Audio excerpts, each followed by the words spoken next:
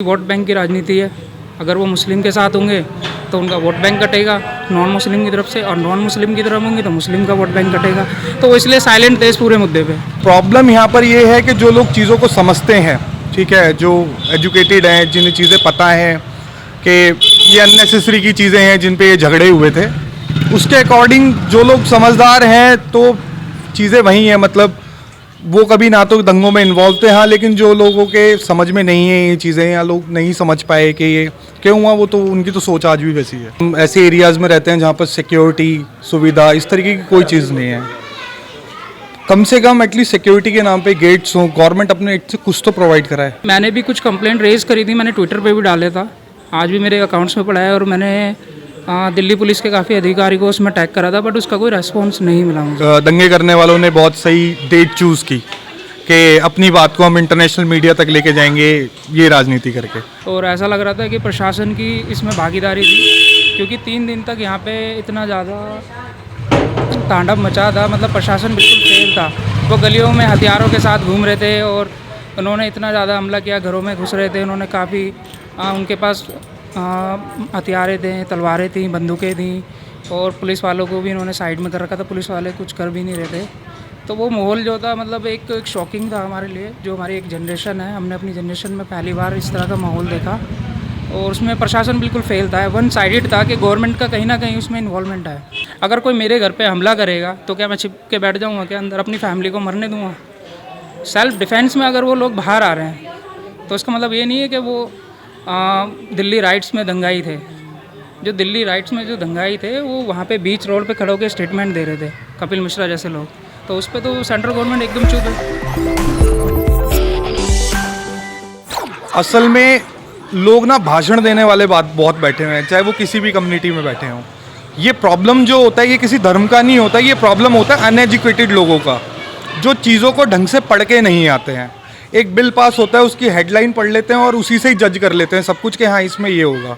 काश अगर ये चीज़ ढंग से पढ़ी गई होती, क्या इसमें प्रॉज होते हैं, क्या इसमें कॉन्स होते हैं, तो इतनी चीज़ें आगे ना बढ़े। यहाँ प्रॉब्लम अनएजुकेटेड पीपल्स की है। आपका नाम क्या है? नितेश रोहेला।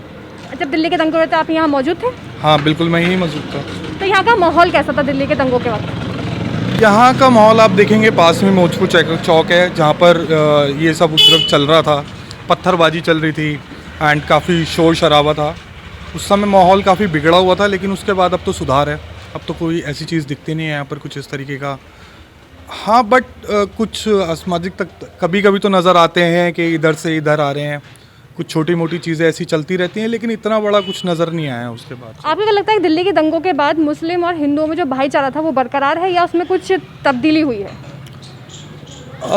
इसमें तब्दीली तो हुई है, चेंजेस तो आए हैं। एक्चुअली प्रॉब्लम यहाँ पर ये है कि जो लोग चीज़ों को समझते हैं, ठीक है, जो एजुकेटेड हैं, जिन्हें चीज़ें पता हैं कि ये अननेसेसरी की चीज़ें हैं जिन पे ये झगड़े हुए थे, उसके अकॉर्डिंग जो लोग समझदार हैं तो चीज़ें वही हैं। मतलब वो कभी ना तो दंगों में इन्वॉल्व थे, हाँ, लेकिन जो लोगों के समझ में नहीं है ये चीज़ें, या लोग नहीं समझ पाए कि ये क्यों हुआ, वो तो उनकी तो सोच आज भी वैसी है। क्या दंगों के पीछे सियासत थी?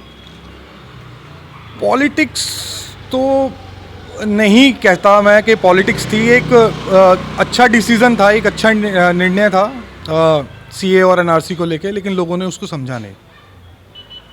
तो मुझे नहीं लगता कि लोगों ने हाँ अपने एंड से पॉलिटिक्स करने की कोशिश करी इसमें। कहा जाता है कि कपिल मिश्रा के बयान के देने के बाद दिल्ली में दंगे भड़के, तो आपको उस पर क्या कहना है?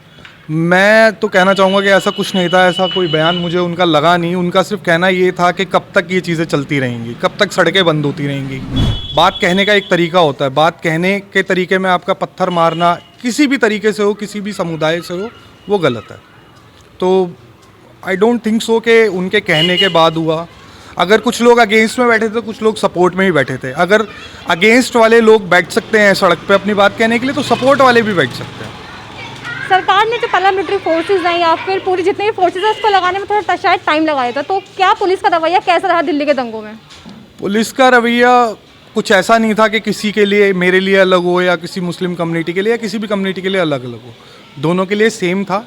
रही बात टाइम लगाने की, तो आई थिंक मुझे ऐसा लगा नहीं कि कुछ ज़्यादा टाइम लगा होगा।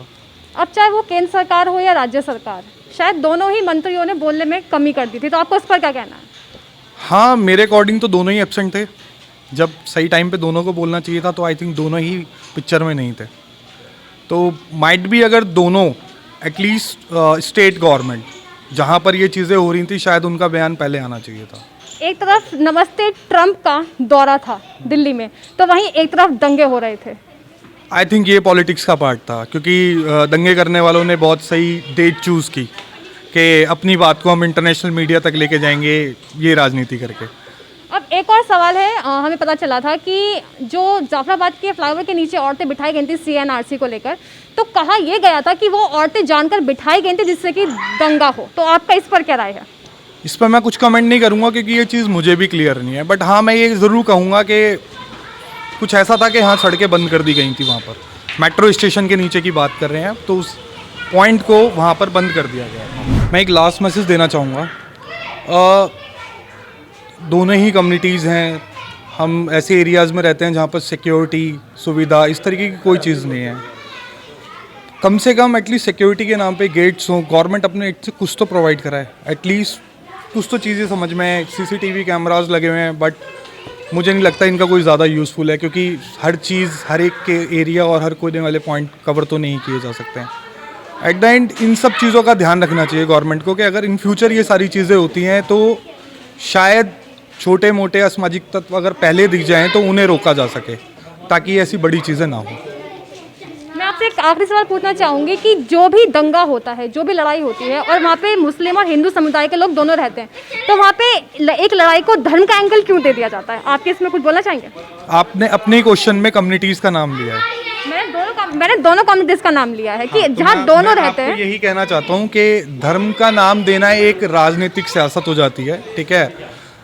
असल में लोग ना भाषण देने वाले बात बहुत बैठे हुए हैं, चाहे वो किसी भी कम्युनिटी में बैठे हों। ये प्रॉब्लम जो होता है ये किसी धर्म का नहीं होता, ये प्रॉब्लम होता है अनएजुकेटेड लोगों का, जो चीज़ों को ढंग से पढ़ के नहीं आते हैं। एक बिल पास होता है, उसकी हेडलाइन पढ़ लेते हैं और उसी से ही जज कर लेते हैं सब कुछ कि हाँ इसमें ये होगा। काश अगर ये चीज़ ढंग से पढ़ी गई होती, क्या इसमें प्रॉज होते हैं, क्या इसमें कॉन्स होते हैं, तो इतनी चीज़ें आगे ना बढ़े। यहाँ प्रॉब्लम अनएजुकेटेड पीपल्स की है, यहाँ पर कोई भी टॉपिक्स या फिर किसी बिल की प्रॉब्लम नहीं है। अब हम बात करेंगे दिल्ली के दंगों से दूसरे शख्स से। आइए बात करते हैं, जानते हैं कि दिल्ली के दंगों का अनुभव इनका कैसा रहा। दिल्ली के दंगे हुए थे, आप उस टाइम कैसा फील कर रहे थे? सुरक्षित महसूस कर रहे थे, या फिर क्योंकि पीछे हम जैसा कि हमें पता है कि हिंदू कम्युनिटी के लोग रहते हैं, तो आपको कैसा फील होता है उस टाइम पर? देखिए उस टाइम पे क्या था कि जो बाहरी लोग यहाँ पे आए हुए थे और जो माहौल बना हुआ था वो प्रशासन बिल्कुल फेल था, और ऐसा लग रहा था कि प्रशासन की इसमें भागीदारी थी, क्योंकि 3 दिन तक यहाँ पे इतना ज़्यादा तांडव मचा था, मतलब प्रशासन बिल्कुल फेल था। वो गलियों में हथियारों के साथ घूम रहे थे और उन्होंने इतना ज़्यादा हमला किया, घरों में घुस रहे थे, उन्होंने काफ़ी उनके पास हथियारें थे, तलवारें थीं, बंदूकें थीं, और पुलिस वालों को भी इन्होंने साइड में कर रखा था, पुलिस वाले कुछ कर भी नहीं रहे थे। तो वो माहौल जो था मतलब एक शॉकिंग था हमारे लिए, जो हमारी एक जनरेशन है, हमने अपनी जनरेशन में पहली बार इस तरह का माहौल देखा, और उसमें प्रशासन बिल्कुल फेल था, वन साइडेड था कि गवर्नमेंट का कहीं ना कहीं उसमें इन्वॉल्वमेंट है, और 3 दिन तक ये सब चलता रहा उनके आँख के नीचे। हिंदू और मुस्लिम का एक तरह का दंगा माना गया था वो, तो इसके बाद क्या हिंदू मुसलमानों की कम्युनिटी में भाईचारा बढ़ा है या वही नफरत भरी है?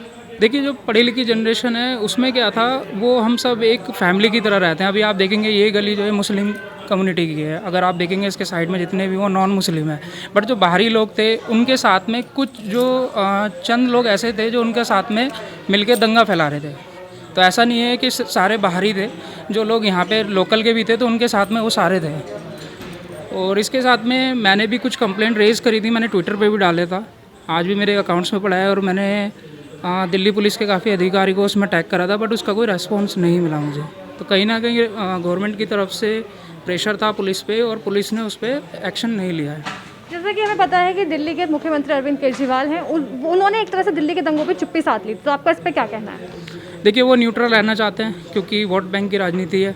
अगर वो मुस्लिम के साथ होंगे तो उनका वोट बैंक कटेगा नॉन मुस्लिम की तरफ से, और नॉन मुस्लिम की तरफ होंगे तो मुस्लिम का वोट बैंक कटेगा। तो वो इसलिए साइलेंट थे इस पूरे मुद्दे पे।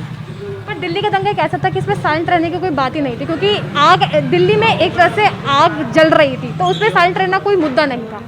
देखिए ये पहले से प्री प्लान था, हम सभी लोगों ने वीडियोस देखी थी, और मेरा घर तो बिल्कुल नज़दीक है मौजपुर से, तो वहाँ पे किस तरह से पहले ही प्लानिंग हो गई थी कि सारे रोड पे पत्थर लाए गए थे कैंटर द्वारा, और पूरी रात में प्लानिंग हो गई थी कि कहाँ पे हमें हमला करना है। मेरे आज फ़ोन में आज भी वो वीडियोज़ हैं कि जो मुस्लिम की जो दुकानें थी बाहर रोड पे, उनके सबके टारगेट बनाया गया कि हमें इसको टारगेट करना है, और जो नॉन मुस्लिम वाली थी वो दुकानें आज भी सुरक्षित थी, उनके बोर्ड भी नहीं हटाए गए। तो ये सब एक पहले से प्लानिंग थी, और इसमें सेंट्रल गवर्नमेंट का इन्वॉल्वमेंट था। कपिल मिश्रा ने इतना बड़ा स्टेटमेंट दिया उसमें, और उसकी इन्वॉल्वमेंट रही, उनको क्लीन चिट मिल गई। तो कहीं ना कहीं ये सब लोगों को जानते हैं, बट वही है कि जो पावर में है अभी उसके हाथ में रहेगा। कपिल मिश्रा अब भी अरेस्ट नहीं हुए हैं, वो बयान देने के बाद, क्योंकि लोगों का मानना है कि बयान देने के बाद वो दिल्ली का दंगा भड़का था। देखिए, बीजेपी का क्या रूल है, अगर आप किलर हैं या कुछ भी हैं, आप उनकी टीम को ज्वाइन कर लीजिए, आप क्लीन चिट होकर बाहर आ जाते हैं। तो कपिल मिश्रा के साथ साथ और भी ऐसे लोग हैं, तो जो बीजेपी में जाएगा उसको क्लीन चिट तो मिलनी है, वो कुछ भी कर सकते हैं। पर कहा जा रहा है कि ताहिर हुसैन का भी उसमें हाथ बताया गया था, और ताहिर हुसैन आज जेल में है। तो क्या ताहिर हुसैन का वाकई में उसमें हाथ था, या कपिल, ये भी कहा जाता है कपिल मिश्रा ताहिर हुसैन की ये मिली जुली साजिश थी? आप मुझे एक बात बताइए, उसमें एक वीडियोस आई थी कि ताहिर हुसैन बाहर गली में किसी को कुछ मार रहे थे या कुछ इस तरह का वीडियो सामने आया था। अगर कोई मेरे घर पे हमला करेगा तो क्या मैं छिप के बैठ जाऊँगा क्या अंदर, अपनी फैमिली को मरने दूँगा? सेल्फ डिफेंस में अगर वो लोग बाहर आ रहे हैं तो इसका मतलब ये नहीं है कि वो दिल्ली राइट्स में दंगाई थे। जो दिल्ली राइट्स में जो दंगाई थे वो वहाँ पे बीच रोड पे खड़े होकर स्टेटमेंट दे रहे थे, कपिल मिश्रा जैसे लोग। तो उस पर तो सेंट्रल गवर्नमेंट एकदम चुप है। पर ताहिर हुसैन के घर से एक तोप बरामद की गई थी, वो शायद तोप उसके घर में बनी बनाई नहीं रखी होगी, क्योंकि ताहिर हुसैन को भी नहीं पता था कि दिल्ली का दंगा होने वाला है, क्योंकि वो तोप हैंडमेड थी, वो तोप कहीं मिलती नहीं है दुकानों पे। तो एक तरह से एक ये भी हो सकता है कि ताहिर हुसैन उसमें इंक्लूड हो सकता है। मैडम देखिए, होता क्या है, ताहिर हुसैन जब एक नाम लग गया ना आपके सामने ताहिर हुसैन, तो वो दंगाई है।